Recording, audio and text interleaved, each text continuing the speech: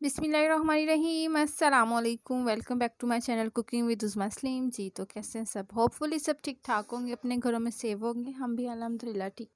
गर्मियां हैं जी, गर्मियों में अक्सर लोगों का घर में दूध ख़राब हो जाता है, लेकिन आज फटे हुए दूध के क्या क्या बेनिफिट्स हैं आज मैं आपको बताऊंगी, और आज के बाद आपका दूध ज़ाया बिल्कुल भी नहीं होगा।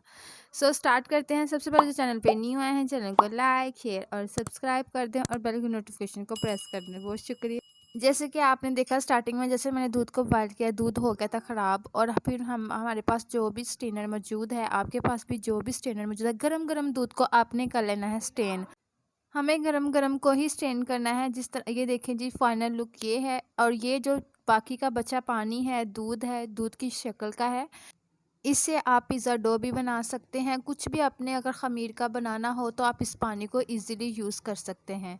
फिर जी कुछ इस तरह से हमने स्टेन अच्छे से कर लिया है। देखें कितना ज़बरदस्त छोटू सा बॉल बन गया है। और फिर यहाँ पे बात ख़त्म नहीं होती, हमने इसको चम्मच की मदद से फुल प्रेस करके हमने इसका सारा पानी निकालना है। इसमें पानी हमें चुटकी बराबर भी नहीं रहने देना। हमने मतवातर चम्मच के साथ प्रेस करते करते इसका पानी निकालना है, ठीक है जी।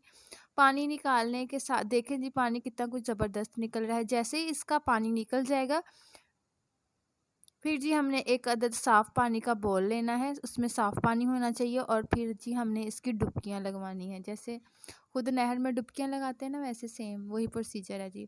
हमने यहाँ से पानी के अंदर डिप कर करके ठंडे पानी से इसको गुजार गुजार के इस तरह प्रेस करना है।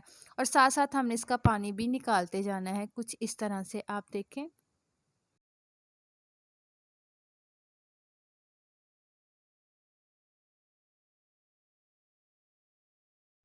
मैंने ये प्रोसीजर 1 से 2 बार किया था, और जैसे ही ये फुल ठंडा हो गया, हमने एक अदद रुमाल लेना है। आपके पास कोई सा भी घर में क्रेप का दुपट्टा या कुछ भी है, मलमल का दुपट्टा है, कुछ भी है, तो आपने उसको इस तरह रख के, तो आपने उसको अच्छे से निचोड़ देना है, ताकि जो इसके अंदर पानी रह गया है अब वो भी निकल जाए।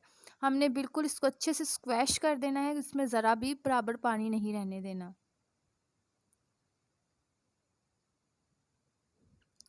फिर जी हम अपने नेक्स्ट स्टेप की तरफ चले गए। देखें जी, जैसे ही हमने बाहर निकाला है, वो अच्छे से बिल्कुल ही ड्राई शेप में आ चुका है। अब यहाँ पे आपने क्या करना है, इसको तो अगर करना है आपने पीसीज में रखना है, तो आप इसको फ्रीज़ करें। जैसे ये फ्रीज़ हो जाएगा, ये छोटे छोटा नाइफ़ की मदद से छोटे छोटे पीसीज में ईजिली कटिंग हो जाएगा। लेकिन मैंने इसको फ्रीज़ नहीं किया, मैंने इसी तरह मुट्ठी बंद करके मैंने इसके छोटे छोटे से लड्डू टाइप से बना दिए थे, ताकि जब भी मुझे इस पनीर की ज़रूरत मैसर हो तो मैं इसको इस्तेमाल करूँ। ये पनीर आप पालक गोश्त में डालें, आलू पालक में डालें, आलू मेथी में डालें, जो भी आपको पसंद है, जिसमें सब्ज़ी में कुछ ग्रीन टाइप की जो सब्ज़ी होती है उसमें डालें, बहुत ही ज़बरदस्त बनेगा। अपनी दुआ में कुकिंग विद उज़मा सलीम को याद रखिएगा। मिलेंगे आपके साथ नेक्स्ट रेसिपी में, तब तक के लिए अल्लाह हाफ़िज़।